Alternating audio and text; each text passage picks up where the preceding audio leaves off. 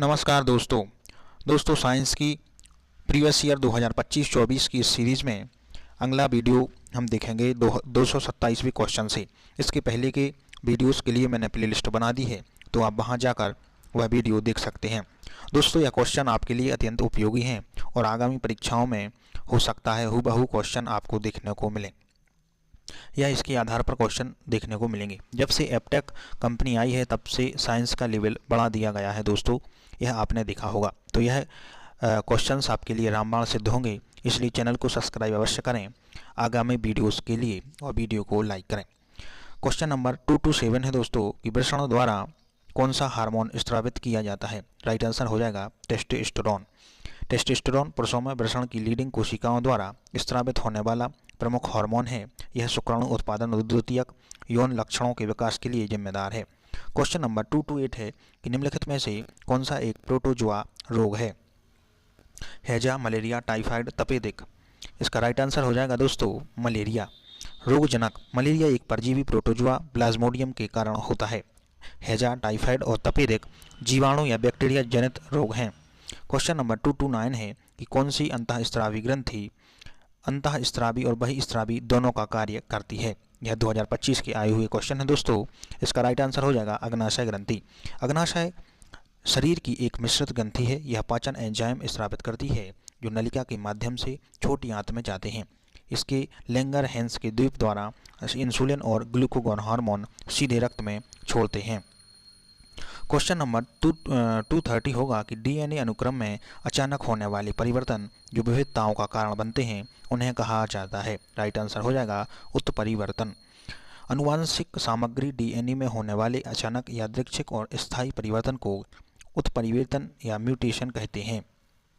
Question number 231 है कि निम्नलिखित में से कौन सा एक गैर हार्मोनल गर्भनिरोधक अंतर्गर्भाशयी उपकरण है।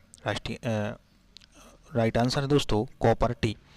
कॉपर टी एक अंतर्गर्भाशयी उपकरण है जिसे गर्भाशय में लगाया जाता है। यह तांबे के आयन छोड़ता है जो शुक्राणुओं की गतिशीलता और निषेचन क्षमता को कम कर देते हैं। यह हार्मोनल नहीं है। गोलियां और इंजेक्शन हार्मोनल तरीके हैं। क्वेश्चन नंबर 232 है कि ऐसे दो तंत्र हैं जो हमारे शरीर की सभी गतिविधियों को नियंत्रित और समन्वय करते हैं। उनमें से एक अंतःस्रावी तंत्र है और एक अन्य है तंत्रिका तंत्र। शरीर के कार्यों को सुचारू रूप से चलाने के लिए दो मुख्य तंत्र जिम्मेदार होते हैं। एक तंत्रिका तंत्र, यह विद्युत संकेतों इम्पल्स के माध्यम से त्वरित प्रतिक्रिया और नियंत्रण प्रदान करता है, और दूसरा है अंतःस्रावी तंत्र। यह हार्मोन रसायन के माध्यम से धीमी लेकिन दीर्घकालिक प्रतिक्रियाओं को नियंत्रित करता है। अगला क्वेश्चन है कि एक प्रकार का अलैंगिक प्रजनन जिसमें उभार जैसे एक बलवतजनक जीव के शरीर में निकलकर एक वयस्क के रूप में विकसित होता है और एक स्वतंत्र जीवन जीने हेतु जनक के शरीर से अलग हो जाता है।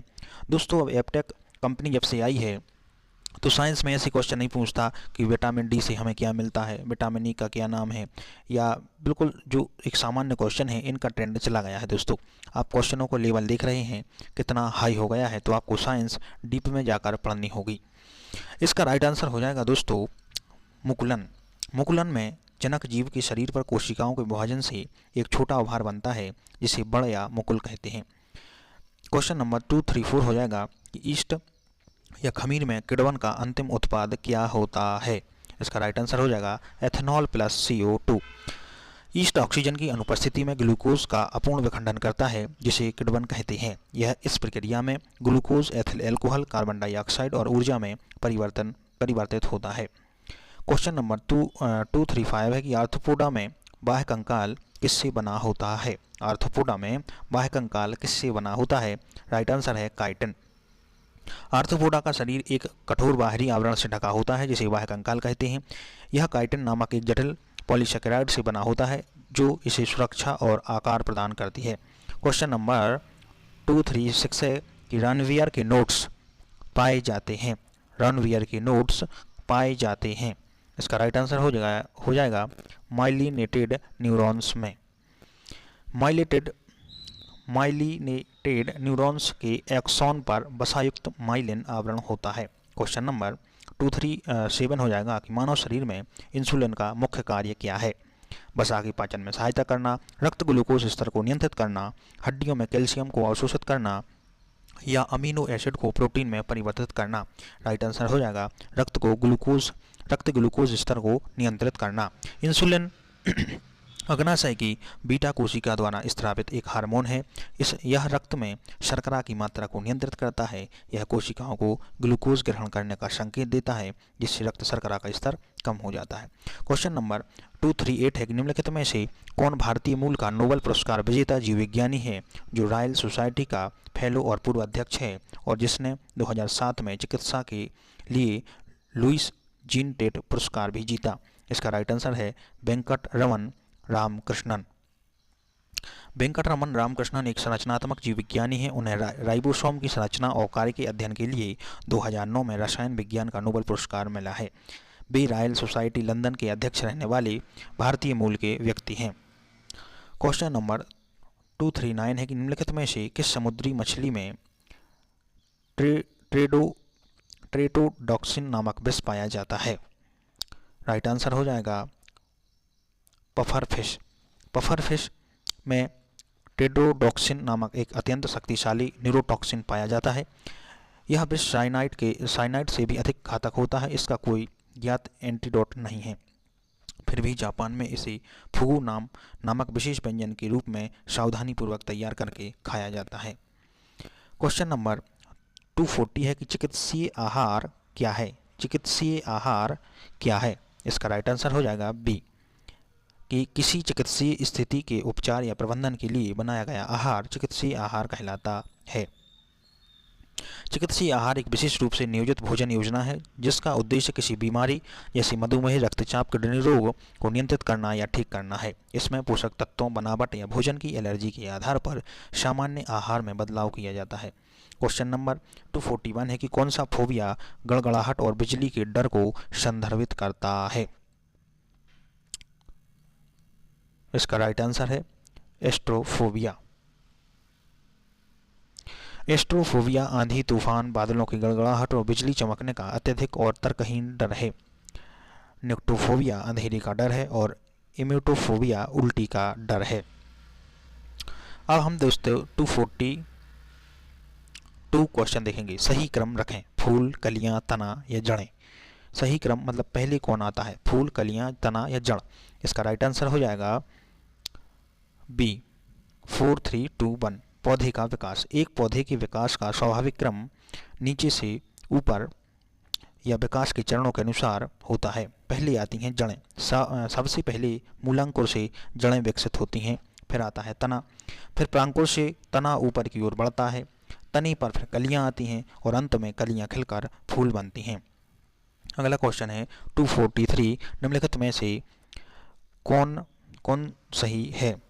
राइट आंसर हो जाएगा सी, प्रोकैरियोटिक में झिल्ली से बंधे ऑर्गेनेल्स नहीं होते हैं। वे अविकसित कोशिकाएं जैसे बैक्टीरिया होती हैं जिनमें सुस्पष्ट नाभिक और झिल्लीबंध कोशिकाएं जैसे माइटोकॉन्ड्रिया, गाल्जिकाएं अनुपस्थित होते हैं। अगला क्वेश्चन देखते हैं 244। HACCP खतरा विश्लेषण और महत्वपूर्ण नियंत्रण बिंदु का मुख्य उद्देश्य क्या है। राइट आंसर हो जाएगा बी, खाद्य संदूषण को रोकना और सुरक्षा निश्चित करना। HACCP एक प्रबंधन प्रणाली है जिसमें खाद्य सुरक्षा को जैविक, रासायनिक और भौतिक खतरों के विश्लेषण और नियंत्रण के माध्यम से संबोधित किया जाता है। इसका प्राथमिक लक्ष्य कच्चे माल के उत्पादन, खरीद और संचालन से लेकर उत्पाद के निर्माण, वितरण और खपत तक खाद्य सुरक्षा करना है। क्वेश्चन नंबर 245 हो जाएगा कि बहुधा वाणिज्यिक उद्देश्यों के लिए नियंत्रित वातावरण जैसे टैंक या पोखरों में मछलियों की प्रजनन, पालन और संग्रहण की प्रक्रिया को कहा जाता है। राइट आंसर है पीसी कल्चर मत्स्य पालन। पीसी कल्चर विशेष रूप से मछलियों के प्रजनन और पालन को संदर्भित करता है। एक्वा कल्चर यह एक व्यापक शब्द है जिसमें मछली, क्रस्टेशियंस, मोलास्क और जलीय पौधों सहित सभी प्रकार के जलीय जीवों की खेती शामिल होती है। क्वेश्चन नंबर 246 है कि दांतों या दंत प्रक्रियाओं से डर क्या कहलाता है। दांतों या दंत प्रक्रियाओं से डर क्या कहलाता है। राइट आंसर है डेंटोफोबिया। क्वेश्चन नंबर 247 है कि द्विस्कर क्रॉस के F2 में दोनों प्रभावी लक्षणों के लिए संयुग्मी पौधों का अनुपात क्या होता है। राइट आंसर है 1:16। मेंडल के द्विसंकर क्रॉस कि F2 पीढ़ी में कुल 16 संयोजन बनते हैं। दोनों लक्षणों के लिए शुद्ध संयोग में प्रभावी जीनोटाइप केवल एक होता है, इसलिए 16 में से अनुपात 1:16 होता है। क्वेश्चन नंबर 248 है कि आवेग संचरण में न्यूरोट्रांसमीटर की क्या भूमिका होती है। इसका राइट आंसर है सी। वे पोस्ट सिनेप्ट झिल्ली पर आयन चैनल खोलते हैं। जब तंत्रिका आवेग सिनेप्स तक पहुंचता है तो न्यूरोट्रांसमीटर मुक्त होते हैं। ये रसायन अगले न्यूरॉन की झिल्ली पर मौजूद रिसेप्टर से जुड़े रहते हैं, जिससे आयन चैनल खुल जाते हैं और आयनों का प्रवाह शुरू हो जाता है, जो नए विद्युत आवेग को जन्म देता है। क्वेश्चन नंबर 249 है, हमारे शरीर के अंगों और क्षतिग्रस्त ऊतकों की मरम्मत, निर्माण और नवीनीकरण के लिए कौन सा खाद्य घटक जिम्मेदार है। इसका राइट आंसर है प्रोटीन। प्रोटीन को शरीर निर्माण करने वाला भोजन कहा जाता है। यह अमीनो एसिड से बना होता है, जो नई कोशिकाओं के निर्माण, मांसपेशियों की वृद्धि और क्षतिग्रस्त ऊतकों की मरम्मत के लिए आवश्यक है। क्वेश्चन नंबर 250, निम्नलिखित में से कौन सा कथन पोषण को सर्वोत्तम रूप से परिभाषित करता है। पोषण को सर्वोत्तम रूप से परिभाषित करता है, राइट आंसर हो जाएगा ए। वह विज्ञान की शरीर वृद्धि और रखरखाव के लिए भोजन का उपयोग कैसे करता है, उसे हम पोषण कहते हैं। पोषण वह विज्ञान है जो भोजन के पोषक तत्वों और अन्य पदार्थों की व्याख्या करता है। यह बताता है कि एक जीव अपनी वृद्धि, मरम्मत, रखरखाव और स्वास्थ्य के लिए भोजन को कैसे ग्रहण करता है, पचाता है और उसका उपयोग करता है। क्वेश्चन नंबर 251 है कि निम्नलिखित में से कौन सा सहयोगी जीन क्रिया में F2 पीढ़ी का फिनोटाइप अनुपात है। F2 पीढ़ी का फिनोटाइप अनुपात है 9:3:3:1। इसमें दो अलग अलग जीन एक ही लक्षण को प्रभावित करते हैं, लेकिन ना तो कोई एपिस्टेटिक प्रभावी होता है और ना ही कोई दबाया जाता है। जब दोनों प्रभावी एलील मौजूद होते हैं तो वे एक नया फिनोटाइप बनाते हैं। क्वेश्चन नंबर 252 है कि एक जीवाणु से दूसरे में आनुवांशिक सामग्री को वायरस की मदद से स्थानांतरित करने की प्रक्रिया है। इसका राइट आंसर है ट्रांसडक्शन। ट्रांसडक्शन वह प्रक्रिया है जिसमें बैक्टीरिया को संक्रमित करने वाला वायरस एक जीवाणु से डीएनए लेकर दूसरे जीवाणु में डालता है। इसे जेंडर और लीडर वर्ग ने खोजा था।